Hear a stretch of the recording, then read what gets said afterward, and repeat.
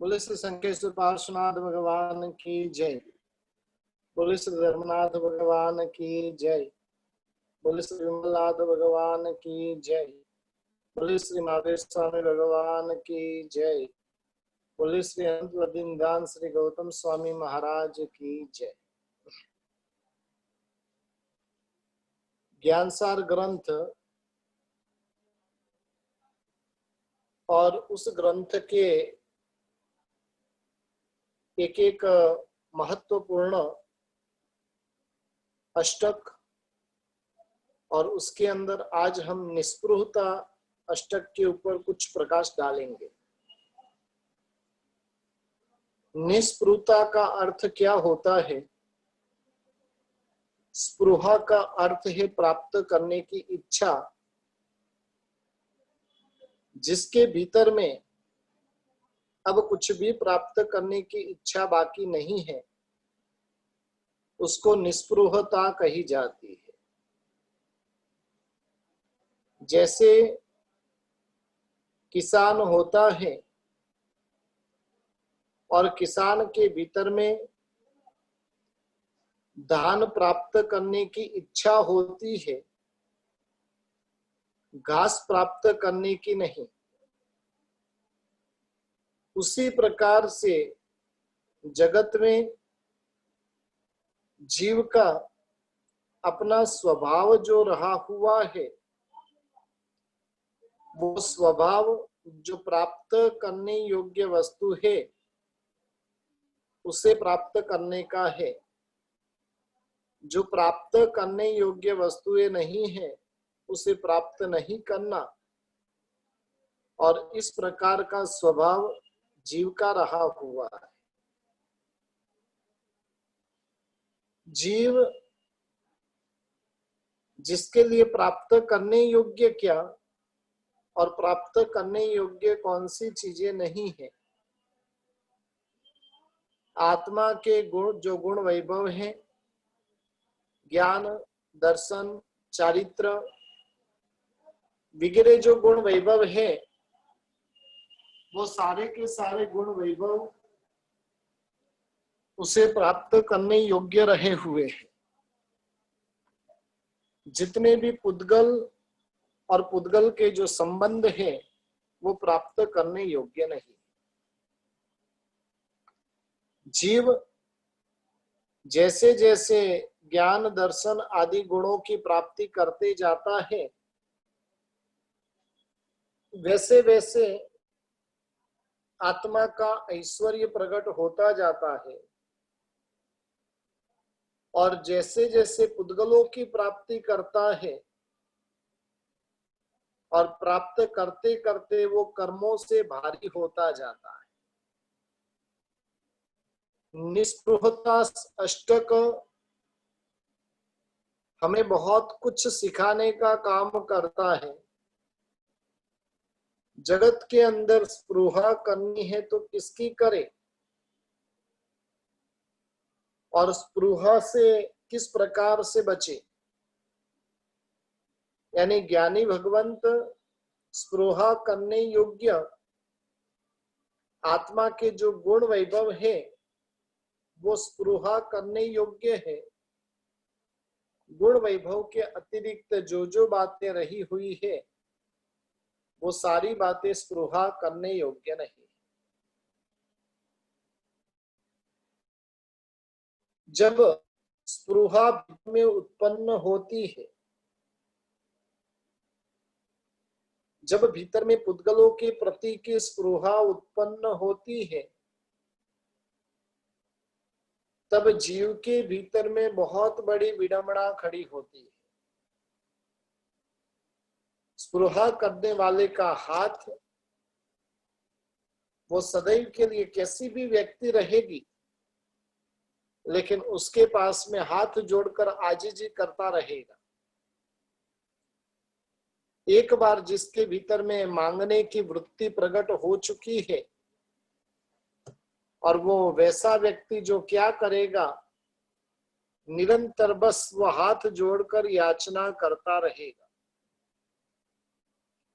जिसके भीतर में स्पृहा है उसे संसार के पुद्गल वैभव वो प्राप्त करने जैसे लगते हैं। और जो परिग्रह से रहित ज्ञानी निस्पृही को जगत की लक्ष्मी और जगत के अंदर जो लक्ष्मीवान है वो सारे के सारे उसे तृण के जैसे, घास के जैसे लगते हैं। जिस प्रकार से तिनके की कोई वैल्यू नहीं होती है, उसी प्रकार से परिग्रह से रहित मुनि भगवंतों के भीतर में, सम्यक दृष्टि आत्मा के भीतर में लक्ष्मी और लक्ष्मीपतियों की जो दृष्टिकोण है, उनके प्रति का जो दृष्टिकोण है वो तिनके जैसा होता है। इसलिए परिग्रह से रहित जो साधु संत होते हैं वो निस्पृही होते हैं। अब उनके कोई भी कार्य बाकी नहीं है, और बाकी नहीं होने के कारण उन्हें ज्ञानानंद में आनंद होता है। ज्ञान की गहराई, और उस गहराई के माध्यम से वो असीम आनंद की प्राप्ति करने वाला वो जीव बनता है। जिसके भीतर में स्पृहा होती है वो व्यक्ति स्पृहा के कारण लज्जा, विवेक आदि सब कुछ छोड़कर, जो समर्थ नहीं है, जो देने वाला नहीं है, जिनका कोई औचित्य भी रहा हुआ नहीं है, और वैसे लोगों के प्रति भी वो जीव याचना करता रहता है। आपने कई बार ऐसे याचकों को देखा होगा जो एक फुटी कौड़ी देने को तैयार नहीं है, लेकिन उनके पास में भी सतत सतत वो याचना करते रहते हैं। जब स्पृहा भीतर में उत्पन्न होती है,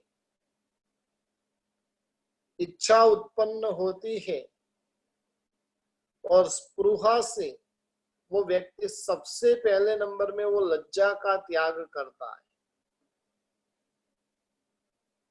जिसके भीतर में स्पृहा प्रकट हो चुकी है उसे किसी भी प्रकार की लाज शर्म होती नहीं है। दूसरे नंबर में वो व्यक्ति विवेक का त्याग कर बैठता है। विवेक हमें सतत चिंतन में रखता है, लेकिन जिसके भीतर में स्पृहा उत्पन्न हुई है उसका मन है वो शून्य बन जाता है। स्पृहा से वो व्यक्ति दीन बन जाता है। जिस प्रकार से जो बेल होती है, और जहरीली बेल जो होती है वो क्या करती है तो कि इंसान को मार देती है, उसी प्रकार से स्पृहा वो जहरीली बेल के समान रही हुई है। जिसके भीतर में स्पृहा उत्पन्न होती है उसके भीतर में सबसे पहले धर्म रूपी जीवन का अंत हो जाता है। उसके जीवन में किसी भी प्रकार का धर्म बचता नहीं है जिसके भीतर में स्पृहा प्रकट हुई है। ज्ञानी भगवंत वस्तु के सच्चे स्वरूप का बोध कराने के लिए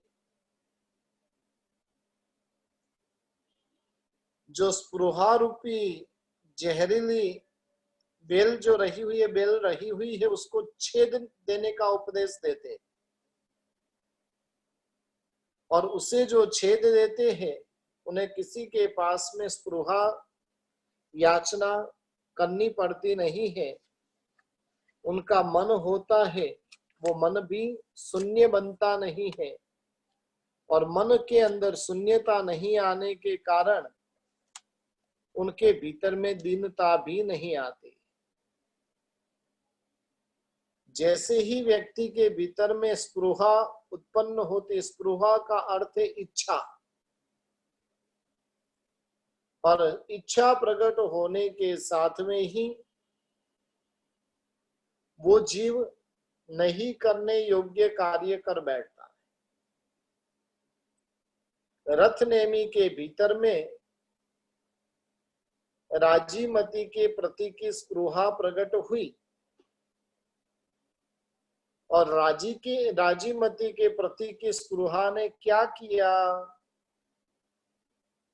मैं साधु वेश में हूं, मैंने महाव्रत अंगीकार किए हुए हैं। राजुल सती वो कितनी महान सती रही हुई है, और ये सारी बातें उसे भुला दी, और वो सब कुछ भूलकर वो स्पृहा करने लग गए राजीमती के पास में। और ये जब इच्छा भीतर में प्रकट हुई, इसलिए उन्होंने लज्जा को छोड़ दी, विवेक को छोड़ दिया। जम्बू स्वामी के पूर्व भव की बात आती है, और उस भव के अंदर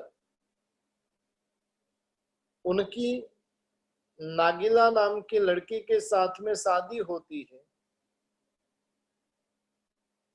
शादी होने के बाद में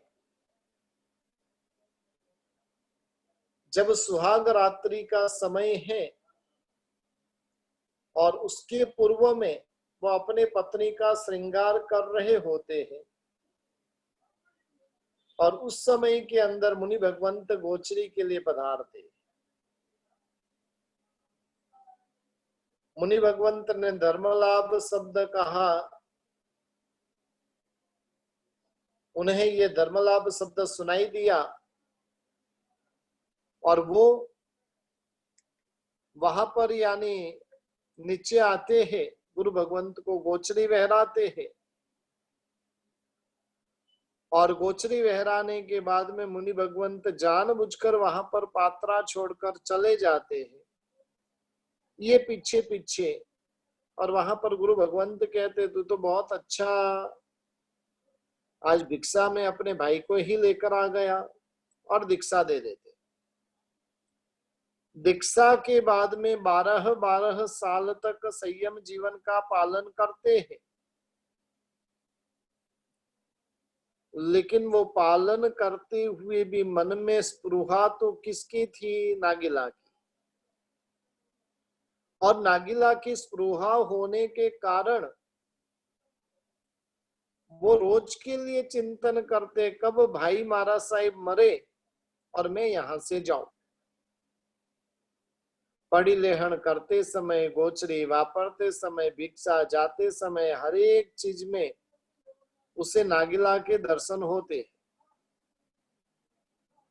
जब उसके भीतर में इस प्रकार की स्पृहा प्रकट हुई है, और इसलिए वो उन्होंने क्या किया, जैसे ही भाई महाराज साहिब जी देवलोक हुए, और होने के साथ में वहां से वो भागे हैं। वहां से वो साधु जीवन के अंदर ही चलते ही जा रहे अपने गांव की ओर। गांव के बाहर पहुंचते हैं, और वहां पर सब पनिहारन पानी भरने के लिए आई हुई है, उसमें नागिला भी रही हुई है। इतने सालों का समय व्यतीत तो हो चुका है। पूर्व के काल में तो इतना लंबा घूंघट आदि रहता था, और जिस कारण जो नागिला थी उसे ही जाकर वो पूछते हैं कि भाई इतने साल पहले ऐसे शादी हुई थी और वो कहाँ पर है, और तब वो कहते कि वही नागिला मैं हूं, और तब उन्हें इस प्रकार से उपदेश देते कि ये आप क्या करने आए। जब भीतर में स्पृहा जगी है, वो भूल गए कि मैं साधु वेश में हूं,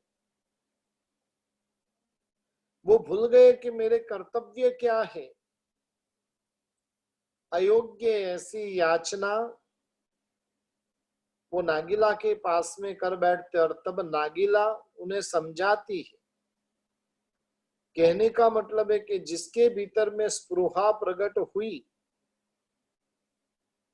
और वो स्पृहा प्रकट होने के साथ में ही वो क्या करेगा, व्यक्ति लज्जा को छोड़ेगा, विवेक को छोड़ेगा। लज्जा गई, विवेक गया, अब बचा क्या। जिसके भीतर में से विवेक गया यानी सब कुछ गया। चांडाल की जैसे स्त्री तो सामान्यतया कहा जाता है कि खराब होती है, लेकिन चांडाल की स्त्री का जो संग करता है वो भी खराब होता है। सज्जन मानव इंसान जो होता है वो चांडाल की स्त्री का और उसका संग करने वाले का अपने घर में प्रवेश करने देते नहीं। यदि वो घर में घुस भी जाए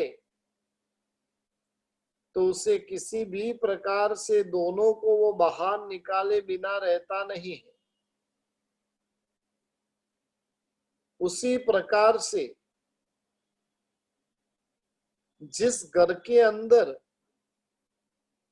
ये दोनों भी जहां पर भी रहते हैं, या तो चांडाल की स्त्री या तो उसको संग करने वाला व्यक्ति, वो जहां पर भी जाता है वो बहुत भयंकर अनर्थ को करने वाले बनते हैं। और इसलिए दोनों को भी घर में से निकाल देना, उसमें ही व्यक्ति अपना हित मानता है। बस उसी प्रकार से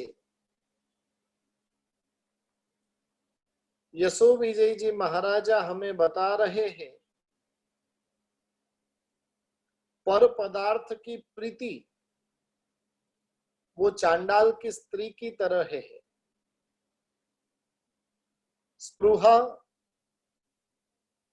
पर पदार्थ की प्रीति का संग करवाती है। दो बात बताई, पर पदार्थ की जो प्रीति है वो प्रीति चांडाल की स्त्री की तरह रही हुई है, और उसकी स्पृहा है वो उस स्त्री का संग करवाने वाली स्त्री के समान रही हुई है। अब पर पदार्थ की प्रीति क्या है? आत्मा के अतिरिक्त अन्य जो भी पदार्थ रहे हुए हैं और उन पदार्थ के प्रति का आकर्षण भीतर में प्रकट होना। हमारे भीतर में तो ऐसी स्पृहा अनेकों बार उत्पन्न होती रहती है। संसारी जीवन ही उसी का नाम है जिसके भीतर में प्रतिपल किसी न किसी पदार्थ की स्पृहा भीतर में होती रहे, इच्छाएं होती रहे। जैसे चांडाल की स्त्री और उसका संग करने वाला व्यक्ति दोनों को घर में रखा नहीं जाता है, उसी प्रकार से पर पदार्थ की जो प्रीति है और उसकी जो स्पृहा है, दोनों को भी आत्मा घर से निकालने जैसा है। जिसके घर में स्पृहा प्रकट हो चुकी है, जिसकी आत्मा के भीतर में स्पृहा प्रकट हो चुकी, इच्छा प्रकट हो चुकी है, वो स्पृहा स्वयं की आत्मा को बहुत कुछ नुकसान कर सकती है, और उस नुकसान से बचने के लिए जीव को ऐसी स्पृहा का त्याग करके अपने मन को हल्का कर देना चाहिए, अपने मन को स्वस्थ कर देना चाहिए। जिनका मन स्वस्थ है उसके भीतर में स्पृहा नहीं होती। शास्त्रों में बताया है कि जैसे घास और रुई दोनों हल्के हैं, दोनों को आप पानी में डालोगे तो वो घास भी पानी में डूबेगा नहीं और रुई भी पानी में डूबेगा नहीं। भारी वस्तु होती है, वो भारी वस्तु ही पानी में डूबती है। लेकिन स्पृहा करता है, स्पृहा करने वाला व्यक्ति अन्य व्यक्तियों के पास में याचना करने से वो हल्का बन जाता है। और बहुत बड़ी कम नसीबी है, आत्मा हल्की बनने के बावजूद भी वो संसार में डूब जाती है।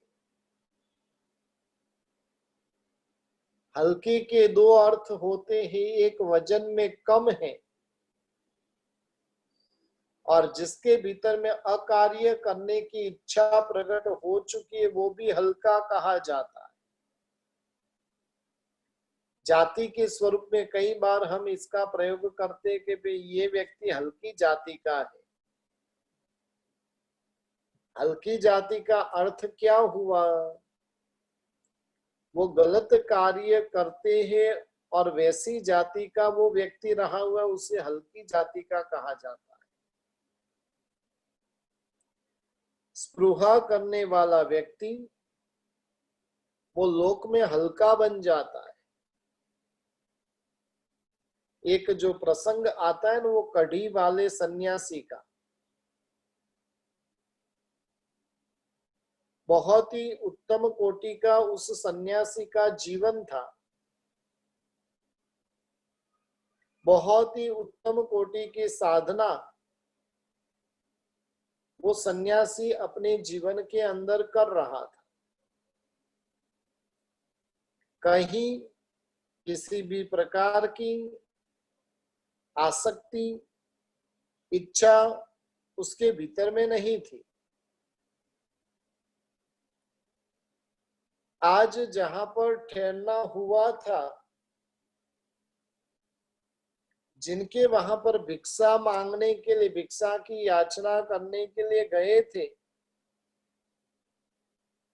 और उनके वहां का, उनके घर पे बनी हुई जो कढ़ी थी, वो कढ़ी आज उन्हें अच्छी लग गई। मिठी कढ़ी बनी हुई थी, जिंदगी में पहली बार इस प्रकार की कढ़ी खाई और जीभ को उसका टेस्ट लग गया। टेस्ट लगने के कारण अब उनके भीतर में स्पृहा प्रकट हो गई। अब वो कढ़ी वाले जो सन्यासी के नाम से गांव में प्रसिद्ध हो गए। पहले तो जब घर पे जाते थे, अलग अलग घर पे जाते थे, 100 बार आमंत्रण मिलता था तब एकाध बार वो पहुंच पाते थे। लेकिन कढ़ी की स्पृहा ने उन्हें क्या कर दिया, एक ही घर पे भिक्षा के लिए जाना है।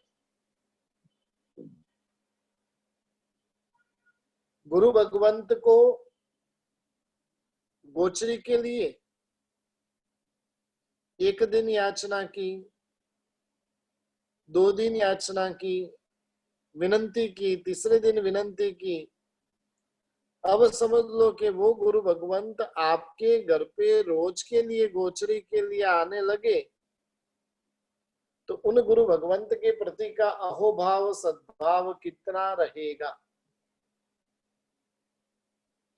100 बार विनंती करे और एक बार लाभ मिले, उसमें जो आनंद है वो अब तो इनकी सन्यासी की हालत ऐसी हो गई,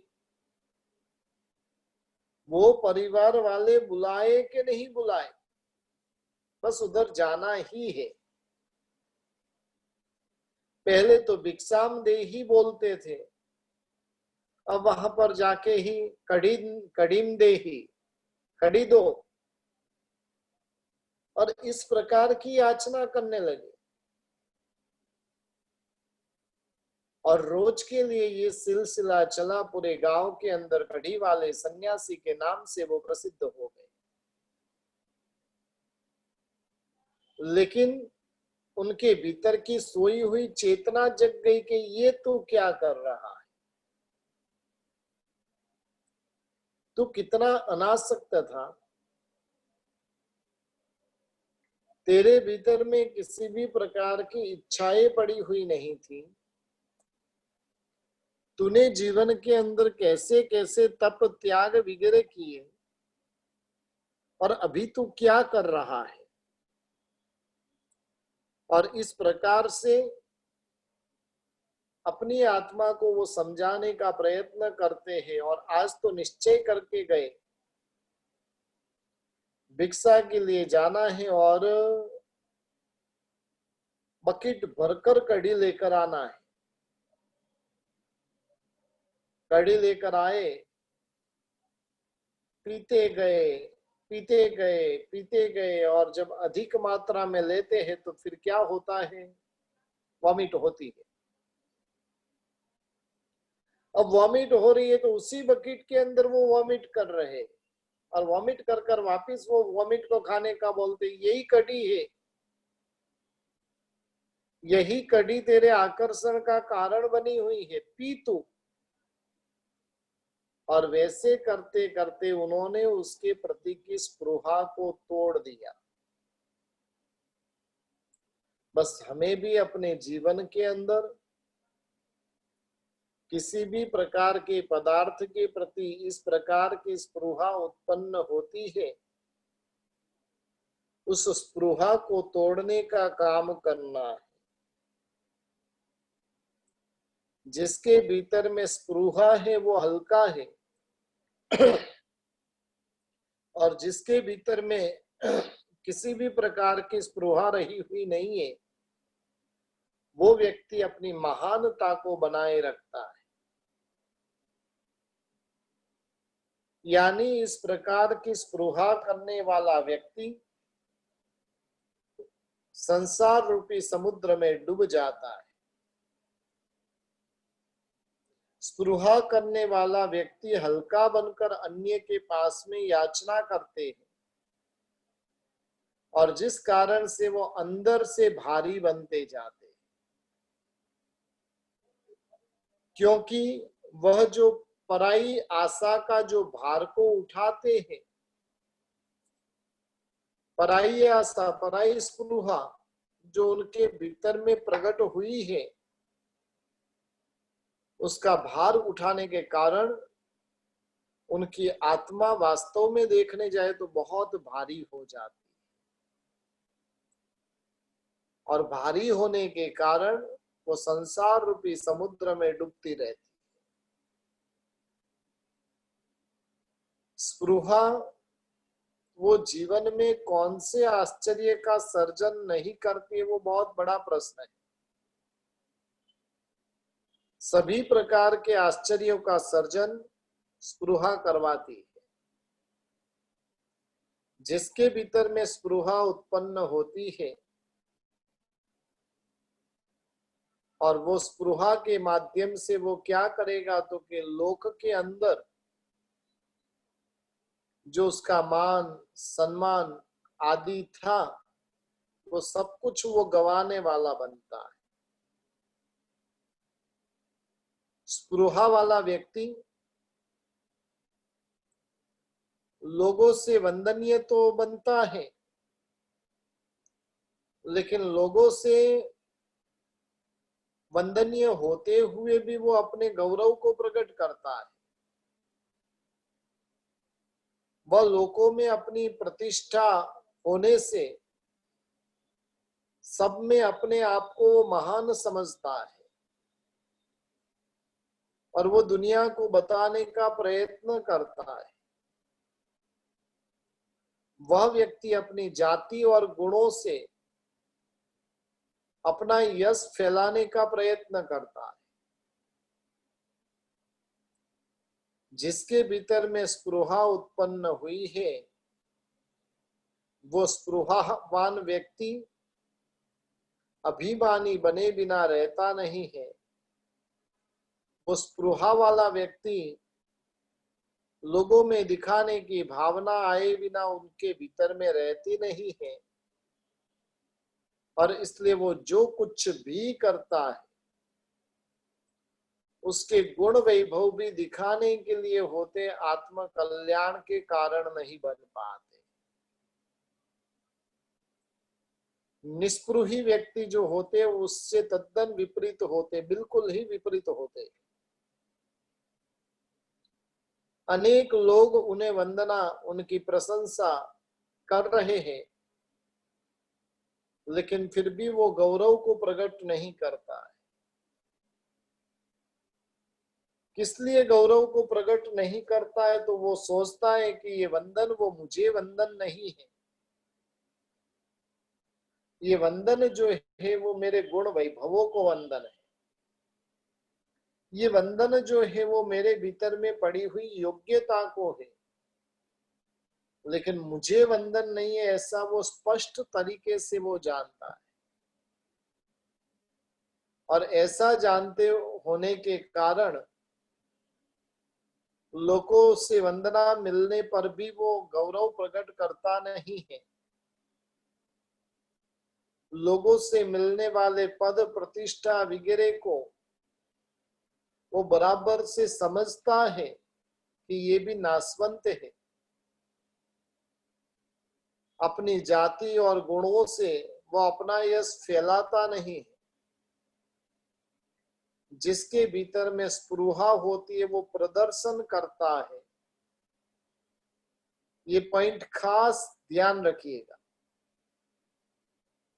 जिसके भीतर में स्पृहा है वो प्रदर्शन करेगा, जिसके भीतर में निस्पृहता है वो ढकने का प्रयत्न करेगा। अब वास्तव में देखिए,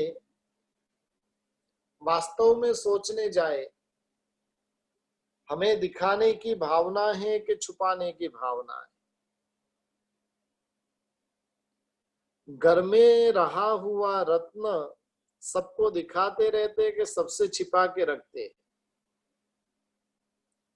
समझ लो कि आपके पास में करोड़ों के रत्न रहे हुए हैं और उस रत्नों को क्या करेंगे? हॉल में सजा कर रखेंगे ना।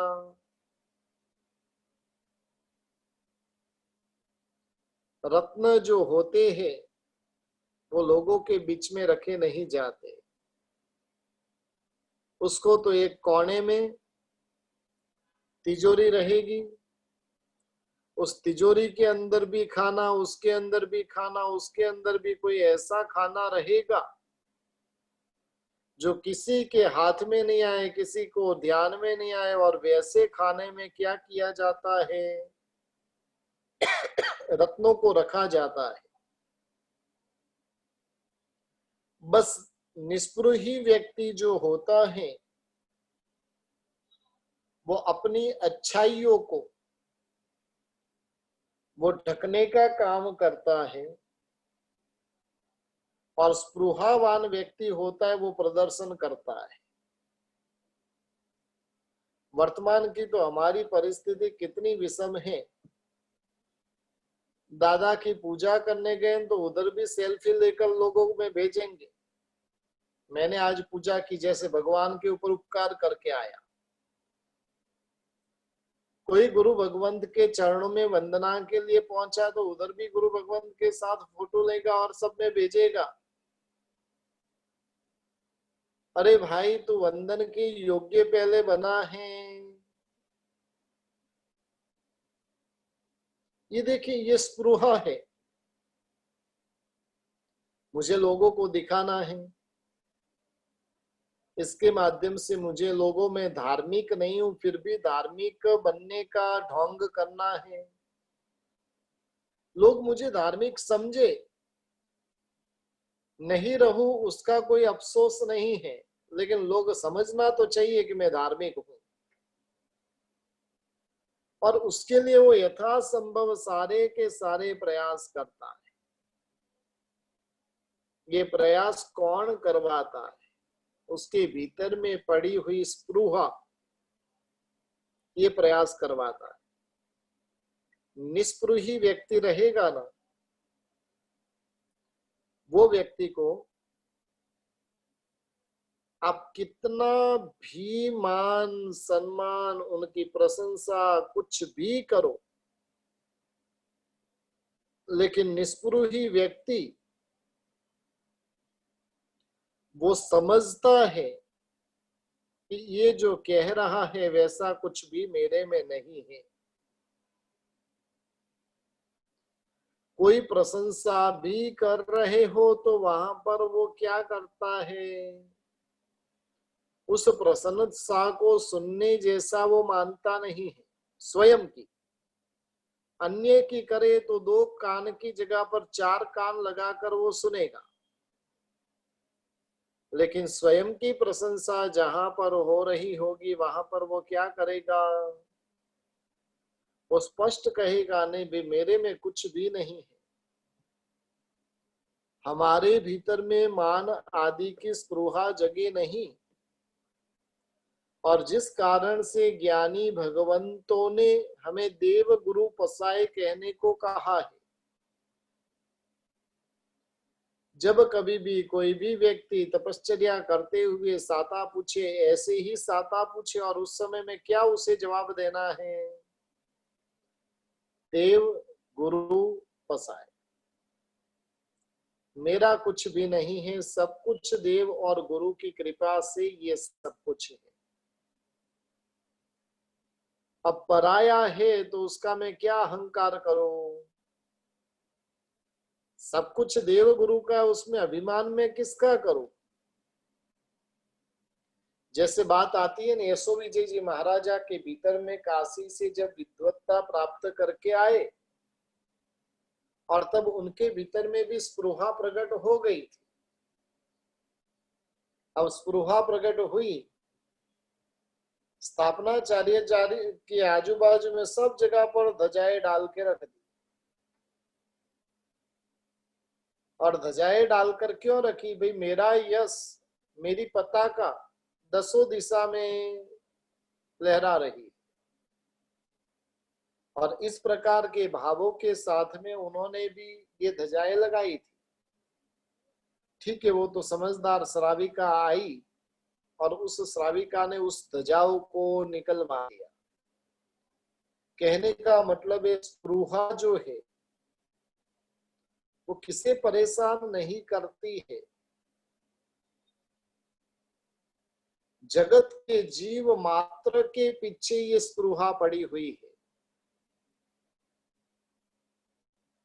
इसलिए मैं तो कहना चाहूंगा कि प्रदर्शन की दुनिया में से हमें प्रदर्शन करना नहीं है, हमें दर्शन करना है। लेकिन हम तो दर्शन का भी प्रदर्शन करते हैं। भगवान के दर्शन का भी हम क्या करते, प्रदर्शन करते। देखना, कल मंदिरों में जाने की छूट प्राप्त हो रही है और वहां पर जाकर सेल्फी खींच खींच कर भेजेंगे। दर्शन का प्रदर्शन। अरे भाई, तू शांति से दर्शन कर ले, प्रदर्शन की क्या जरूरत है? लेकिन फिर भी जीव करेगा। इसलिए जिसके भीतर में स्पृहा है वो प्रदर्शन करना चाहता है, जिसके भीतर में स्पृहा नहीं है, निस्पृही है, वो अपनी विशेषताओं को भी कहीं प्रकट में नहीं आ जाए, और उसके लिए वो सतत सावधान रहता है। मेरा कोई गुण वैभव है और वो गुण वैभव लोगों को पता नहीं चले, उसके लिए वो निरंतर सावधान रहता है। ये निस्पृही आत्मा की लक्षण है। चक्रवर्ती जो होते हैं ना, वो एकदम सॉफ्ट गद्दी के ऊपर सोते हैं, विशिष्ट कोटि के वो भोजन करते, कीमती वस्त्र, मूल्यवान वस्त्र और आभूषणों को वो धारण करते, महल में रहते हैं, और इसलिए अपने आप को वो सुखी मानते हैं। चक्रवर्ती को, अब चक्रवर्ती का जमाना गया, राजा महाराजाओं को जमाना गया। अब जो धनवान व्यक्ति है, वो धनवान व्यक्ति अपने आप को सुखी किसमें मानता है? मुझे सोने के लिए अच्छी सैया प्राप्त हो रही है, खाने के लिए विशिष्ट भोजन प्राप्त हो रहे हैं, पहनने के लिए मूल्यवान आभूषण प्राप्त हो रहे हैं, बहुत बड़े घर के अंदर में रह रहा हूं, और इस प्रकार से वो अपने आप को सुखी मानता है। स्पृहावान व्यक्ति को सुख पाने के लिए इतनी सारी आवश्यकता होती है। निस्पृही व्यक्ति होता है ना, उसे इसमें से किसी की जरूरत नहीं है। वो जमीन पर सोता है और अपने आप को सुखी मानता है। मानता है नहीं है,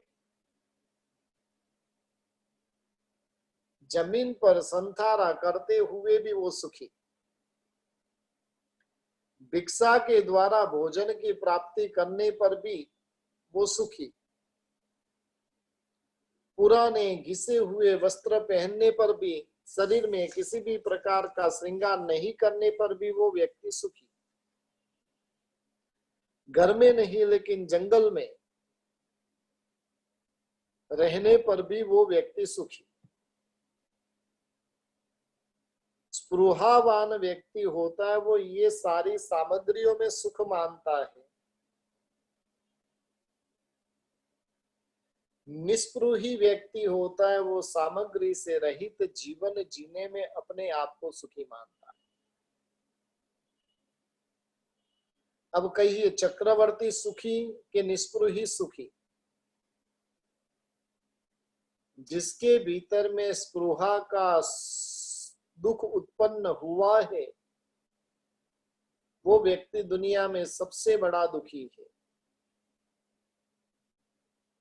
जिसके भीतर में किसी भी प्रकार की स्पृहा नहीं है,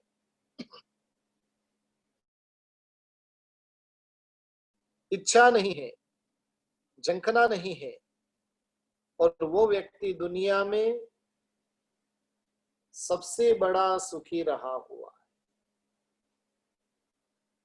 क्योंकि उनका जो आनंद है ना, वो स्वाभाविक आनंद है।